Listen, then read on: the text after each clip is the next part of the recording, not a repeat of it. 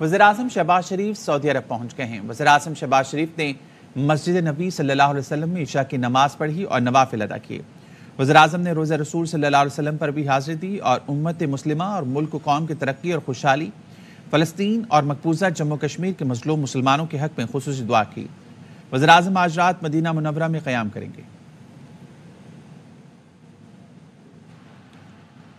اس سے پہلے مدینہ منورہ پہنچنے پر گورنر شہزادہ سلمان بن سلطان آل سعود نے وزیراعظم شہباز شریف کا استقبال کیا۔ وزیراعظم کے ہمراہ وزیر اعلیٰ پنجاب مریم نواز، اسحاق ڈار، محمد اورنگزیب، خواجہ محمد آصف بھی ہیں۔ وزیراعظم کمرشل فلائٹ کے ذریعے سعودی عرب پہنچے۔ وزیراعظم دوران پرواز مسافروں سے گھل مل گئے، بچوں اور بچیوں کے سر پر ہاتھ رکھا، حال احوال پوچھا۔ مسافروں نے وزیراعظم کے ساتھ سیلفیاں بنائیں۔ شاہراہ قراقرم پر چلاس کے قریب لینڈ سلائیڈنگ کے بعد امدادی کاموں میں مصروف ٹیم حادثے کا شکار ہو گئی۔ آئی ایس پی آر کے مطابق کلیئرنس کے دوران نائب صوبیدار خالد شہید اور 2 اہلکار زخمی ہوئے۔ ٹریفک کی بحالی کے لیے کلیئرنس آپریشن شروع کیا گیا تھا۔ اس دوران حادثہ ہوا۔ پاک فوج تمام مشکلات کے باوجود قوم کی خدمت کے لیے پرعزم ہے۔ بھارت خوش فہمی میں نہ رہے، ادھار نہیں رکھیں گے، کوئی حرکت کی تو خمیازہ بھگتنا پڑے گا۔ وزیر دفاع خواجہ آصف کا بھارتی وزیر دفاع کے اشتعال انگیز بیان پر سخت رد عمل، کہا یہ الیکشن کی وجہ سے بھڑکے مار رہی ہیں۔ ترجمان دفتر خارجہ نے کہا بھارت کا مزید شہریوں کو نشانہ بنانے کا دعویٰ واضح طور پر اعتراف جرم ہے، ایسے بیانات عالمی قوانین کی خلاف ورزی ہے۔ بدمعاش ریاست کے طور پر بھارت کی عالمی رسوائی بڑھتی جا رہی ہے۔ UN چارٹر کی مسلسل خلاف ورزی ناقابل قبول ہے۔ ترجمان دفتر خارجہ ممتاز زہرا بلوچ کی ARY نیوز کے پروگرام اعتراض ہے میں گفتگو بولی بھارتی قیادت الٹے سیدھے بیانات دے کر اپنے عوام کو بے وقوف بنا سکتی ہے، لیکن پاکستانی عوام کو نہیں ڈرا سکتی۔ پاکستانی فورسز نے پہلے بھی جواب دیا، اب بھی سبق سکھانے کے لیے تیار ہے۔ کہ جو لیڈرشپ ہے سلوگنز استعمال کر کے اپنے عوام کو تو بے وقوف بنا سکتے ہیں، لیکن پاکستانی عوام کو نہ وہ بے وقوف بنا سکتے ہیں نہ ان کو ڈرا سکتے ہیں۔ 2019 میں انہوں نے کوشش کی گھر میں گھسنے کی اور ان کو منہ کی کھانی پڑی۔ پاکستان کی جو قوم ہے اور پاکستان کی ڈیفنس فورسز ہیں وہ تیار ہیں ان کو جواب دینے میں۔ جو یہ انہوں نے بات کی ان کے وزیر دفاع نے، وہ اللیگل ایکٹیویٹی کو سپورٹ کرے ہیں جو UN چارٹر کے مطابق کمپلیٹلی ان ایکسیپٹیبل ہے۔ انٹرنیشنل کمیونٹی میں یہ بتدریج بڑا کلیئر ہو رہا ہے کہ انڈیا ایک روگ سٹیٹ بن کر ابھر رہا ہے کیونکہ وہ انٹرنیشنل لاز کی خلاف ورزی کر رہا ہے۔ وزیراعظم نے شام میں چینی انجینئرز کی بس پر حملے کے بعد چند افسران کے خلاف کارروائی کا حکم دے دیا۔ وفاق کے وزیر اطلاعات عطا تارڑ نے بتایا RPO ہزارہ، DPO اپر اور لوئر کوہستان کے خلاف کارروائی ہوگی۔ Director security Dasu project commandant SSU Khyber Pakhtunkhwa کے خلاف بھی 15 دن میں انضباطی کارروائی کی جائے گی۔ انہوں نے کہا کہ چینی باشندوں کی سیکیورٹی کو مزید سنجیدہ لیا جائے گا۔ بانی PTI نے کہا ہے کبھی فوج سے لڑائی نہیں کی، قمر باجوہ نے ہماری پیٹھ میں چھرا گھونپا۔ اڈیالہ جیل میں صحافیوں سے گفتگو میں کہا میں قمر باجوہ کو ڈی نوٹیفائی کر سکتا تھا لیکن نہیں کیا۔ اس سب کے باوجود بھی قمر باجوہ سے ملاقات کے لیے کمیٹی بنائی۔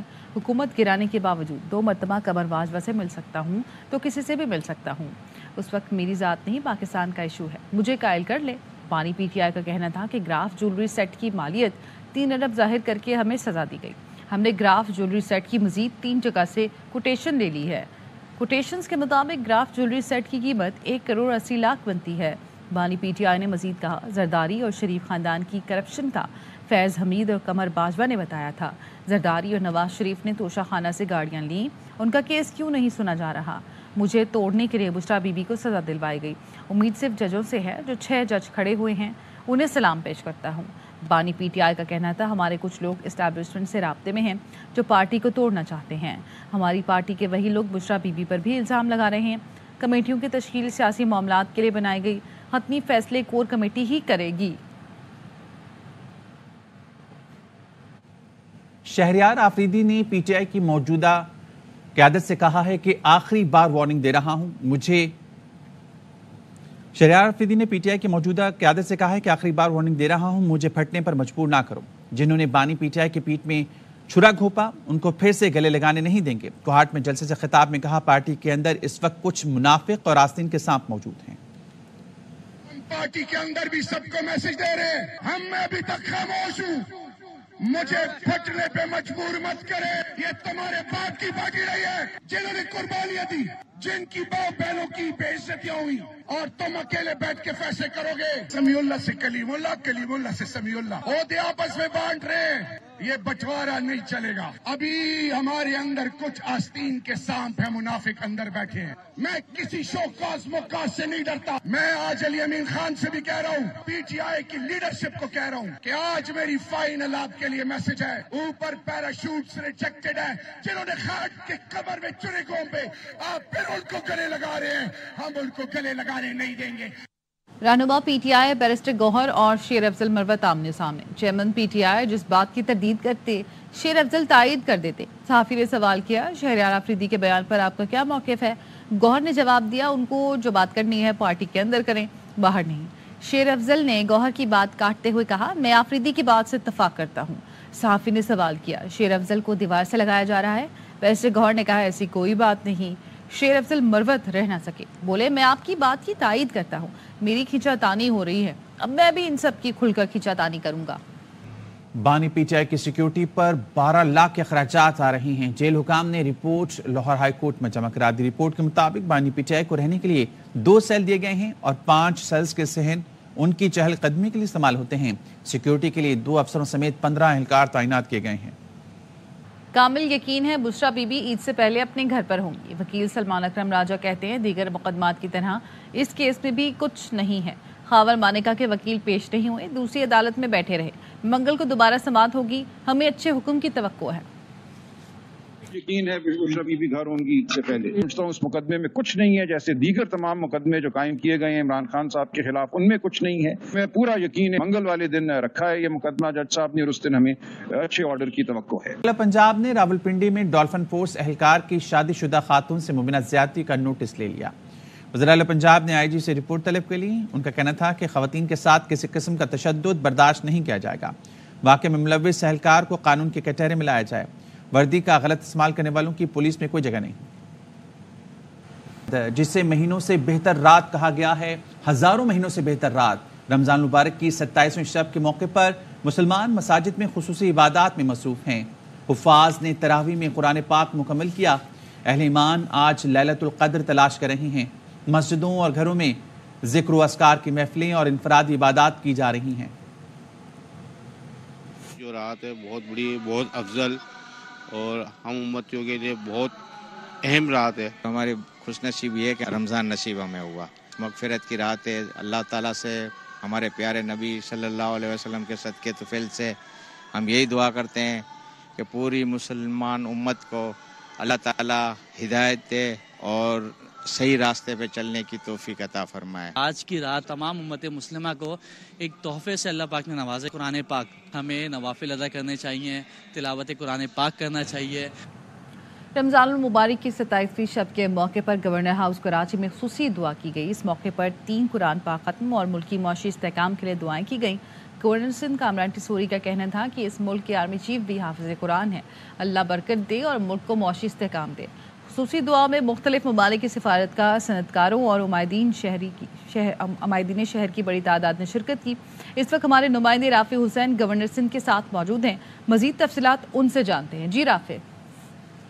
ہاؤس میں پہلی مرتبہ 27ویں شب میں شب دعا کا اہتمام کیا گیا ہے, اور اس شب دعا میں مختلف ممالک کے کونسل جنرلز, بزنس کمیونٹی, عمائدین شہر کی بڑی تعداد نے شرکت کی. خواتین کے لیے علیحدہ طور پر یہاں پر انتظام کیا گیا تھا. ملک کے معروف نعت خواں اور علماء کرام یہاں پر موجود تھے, جنہوں نے قرآن کریم کی فضائل برکات جو ہیں وہ بیان کی, اور نبی کریم صلی اللہ علیہ وسلم کی شان میں گلائے عقیدت بھی پیش کیا گیا. آخر میں ملک اور قوم کی سلامتی, ترقی اور استحکام کے لیے خصوصی طور پر دعا مانگی گئی. ہمارے ساتھ گورنر سندھ موجود ہیں, ان سے بات کریں گے. گورنر صاحب, پہلی مرتبہ شب دعا گورنر ہاؤس میں منعقد کی گئی ہے 27ویں شب کے حوالے سے, کیا کہیں گے؟ یہ خوش نصیبی ہے کہ آج 27ویں شب, جہاں آج کے دن ہی صرف 3 قرآن شریف گورنر ہاؤس میں ختم کیے گئے. اللہ تعالیٰ نے آج ہمیں یہ موقع دیا ہے کہ ہم ایک دفعہ پھر پاکستان کو اپنے پیروں پہ کھڑا کر لیں.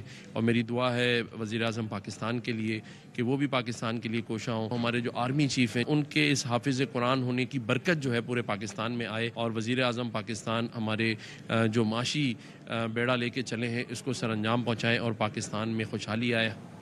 ملک بھر میں 27ویں سحری کی تیاریاں جاری ہیں. شہریوں نے مختلف فوڈ پوائنٹس کا رخ کر لیا ہے. کراچی سے عدنان راجپوت اس وقت موجود ہیں بنس روڈ پر, جبکہ لاہور سے خواجہ رمضان مجید موجود ہیں مدینہ مارکیٹ کے ایک فوڈ پوائنٹ پر. عدنان, پہلے آپ کی جانب آئیں گے. کراچی میں اس وقت کیا صورتحال دیکھ رہے ہیں, کیا مناظر دیکھ رہے ہیں, اور شہری میں کیا کھانا پسند کر رہے ہیں؟